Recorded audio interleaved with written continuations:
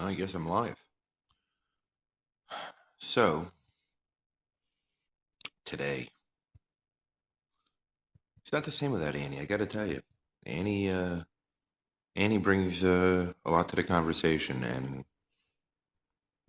I miss her tonight. Um, she's an amazing person that's going through a lot and a lot of positive things, but that really brings me to my topic, which I want to talk about overwhelmed. There's so much going on in the world right now, and there's so many things happening everywhere that sometimes it's hard to just be, right? When you're an empath, I mean, I'm an empath, right? So when you're an empath, you feel things, you feel everything, right? And when the world is the way it is today, with so much chaos everywhere, it's hard to stay centered, and it's hard to find your happy space, right? Your insulated buffer of space that will give you what you need to have a full day. There's huge energy shifts going on. There's enormous changes going on in the world. Um, there's a lot of bad, right? There's a lot of pain, um, but there's also a lot of good. Now, you have to look a lot deeper for the good. You have to look past the surface crap, past the media, one side or the other. You have to look past what people show on the outside. It's easy to seem overwhelmed, feel suffocated, feel like you're drowning in what's going on in life. But I believe that those people that are getting those feelings more often right now are really just extra sensitive people to the world, right? They're emotionally connected, they're empaths, they're healers, they're all these different things, right?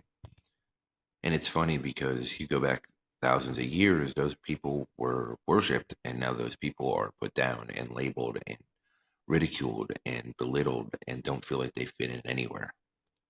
So it's funny how the world has changed and shifted in such dramatic directions that some ways don't make sense.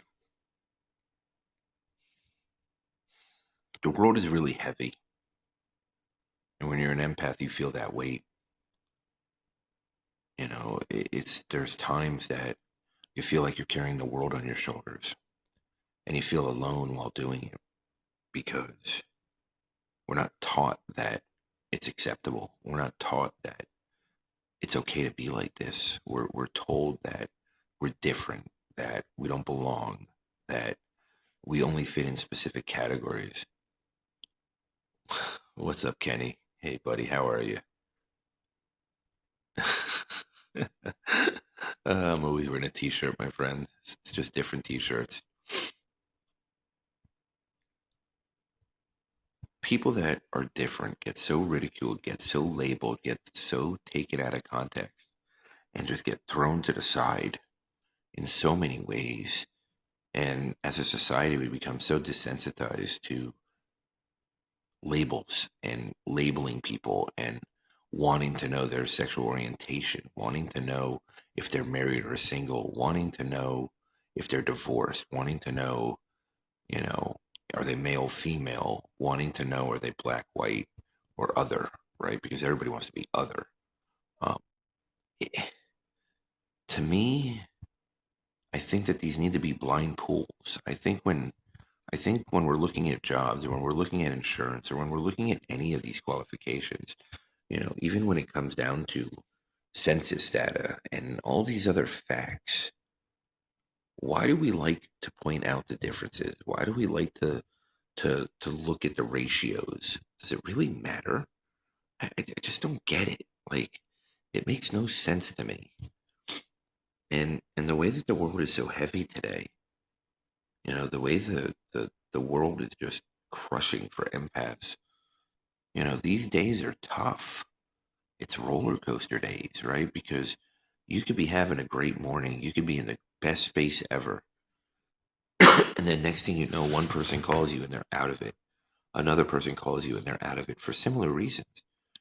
And and what I find is when you find your tribe, when you find your group, right, that you just fit in with no matter what, they're there for thick and thin. They're family, right? It's almost like they have a tie to your soul.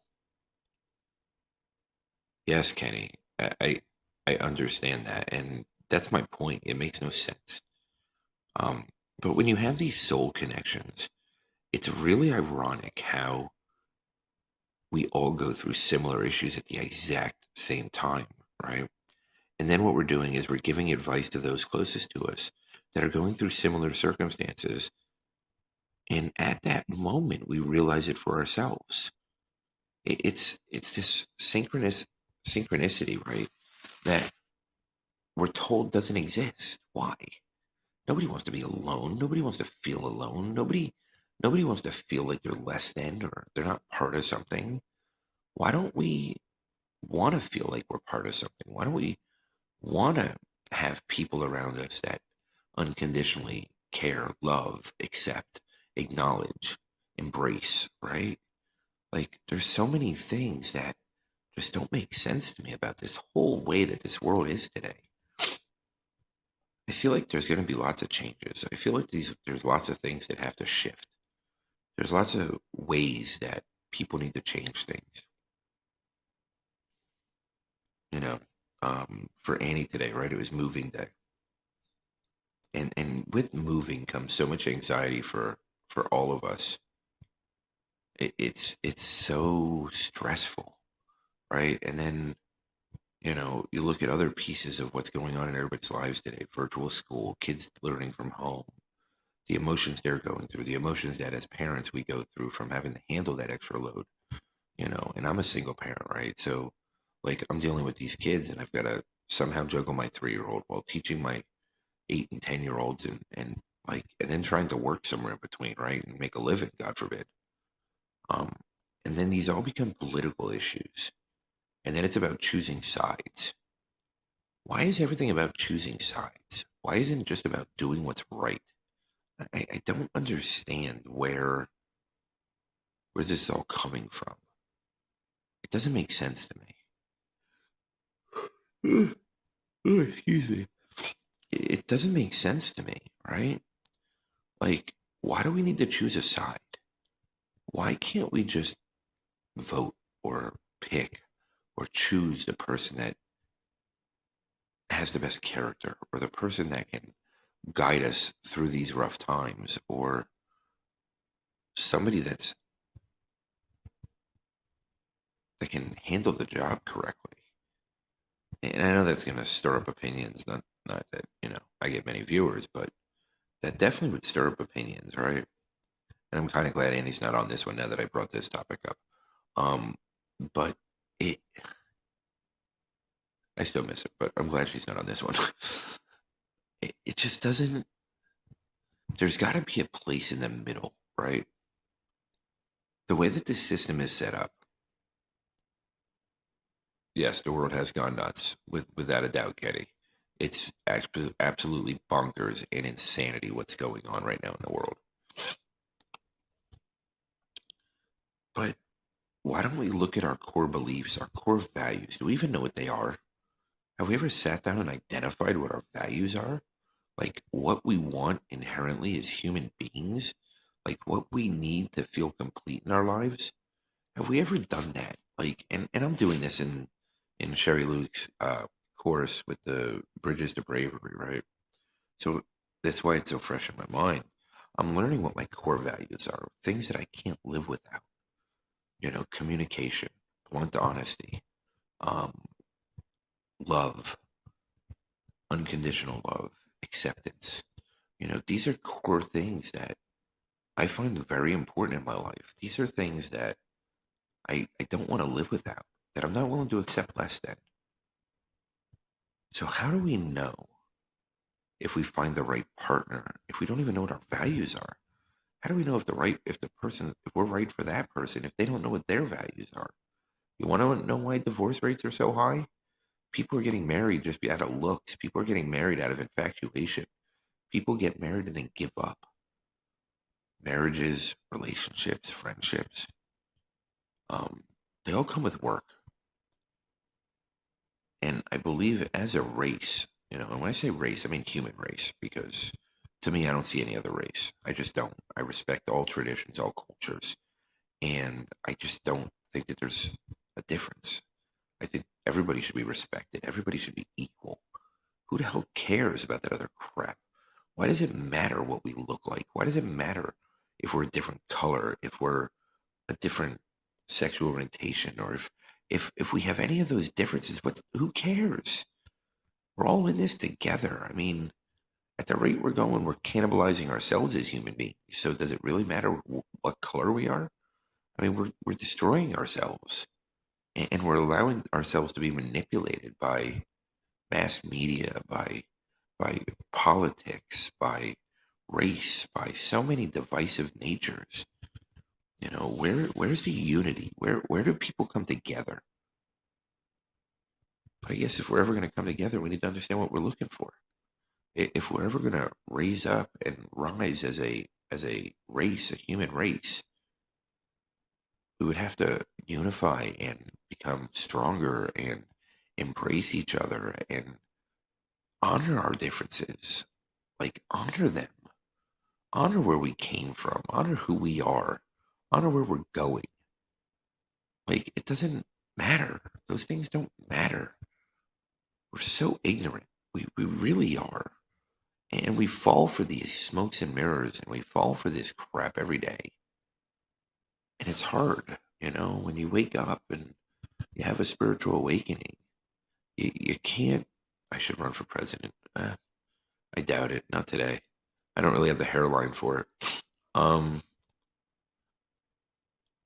like, I just don't get it. I just don't understand. It makes no sense to me on just a human level. Like, why do we look for these things to make ourselves feel better than anyone else? Why do we need to feel better than anyone? Why do we need to be better or less than? Why can't we just be us? Why can't we just be our best selves? This is a struggle that I have daily, right? Like, this is a daily journey for me to be my best self. Some days are tough. Like, this morning was challenging, right? I didn't want to spend 4 hours in the car today. I didn't want to have to drive my son an hour and 20 minutes to take a test and then be there for an hour and then drive back and, have to make stops and everything else along the way. Like, but we do it, right? And we do what we have to do. We do what needs to be done. Why can't everybody just do that? I just don't get it. I just don't understand, right? And because of how we're raised, and because of how society grooms us, and because of the way that the systems are in place, we get scared of change. We get scared of differences. We get, you know, moving is terrifying. Why? All you're doing is moving. Why do we have attachment to things? Or granted, there are sentimental things. And I'm not going to say there's not, but why do we get attached to things? Why do we get attached to a place? Right? Let's really break this down real quick. A house is somewhere where you live, but a home is in your heart and who you bring with you. That's your home. It doesn't matter what building or what structure you're in. It doesn't matter what you're doing there or how you got there. No matter what, whether you went from a multi-million dollar house to a very low rent apartment, right? Like, if you go with it and you still have the love there, that's your home. It doesn't matter. And in some ways, you might value it more if you lose everything. Or if you gain everything, you might get over infatuated with things and just lose the value of what the cores are. It's so challenging sometimes. Like, just to exist in this world is challenging because there's always these standards that we set for ourselves based on what society has informed us to believe. And yeah, I know, Kenny, I have no truth left. I'm sure that's coming back, but nah, I might just stay clean shaven for a while.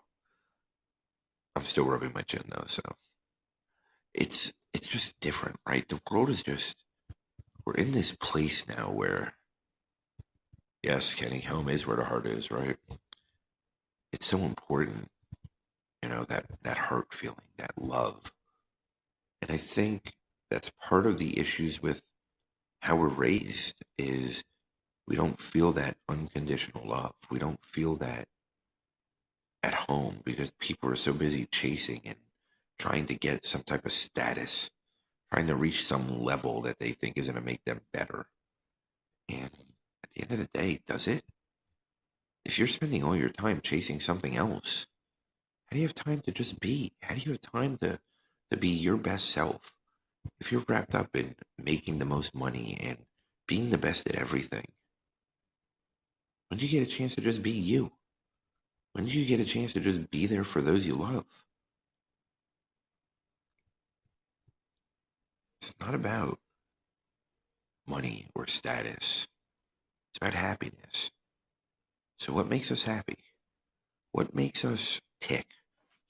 What are our core values? Today was an amazing day, right? There were bumps in the road. I was down for a little bit, but I helped a lot of people. I had a great day, like, yeah, I'm not physically there to help Annie move, but she needs someone to lean on. I'm there. I'm here, right? And I know she knows that. And, other friends of mine needed somebody, so they called. It's about just doing it right and doing it for you and doing it for somebody else. Before we can be present for anyone, we got to be present for ourselves. So maybe it's a time to reevaluate. I'm loving my break from LinkedIn. I really am. I don't miss social media. Yeah, I go on Facebook, but I just scroll for messages. I don't scroll I scroll for the messages I'm meant to hear, not to look at people ramble or spy on someone's family or want to feel included. LinkedIn, I always took more personal because to me, business was everything. What I'm learning is business is a big part of my life, but it's not who I am. It doesn't define me. Nothing defines me except for me. And that's a daily journey. Because I could be the biggest ass today and be the nicest person in the world yet tomorrow. The trick is to wake up and just know that I did the best I could that day. Well, good night, Kenny. I appreciate you, my friend. Um, that's enough of a ramble for one night. And whoever watches this, I appreciate you. And if you ever need anything, please reach out. I am here. All right. Bye.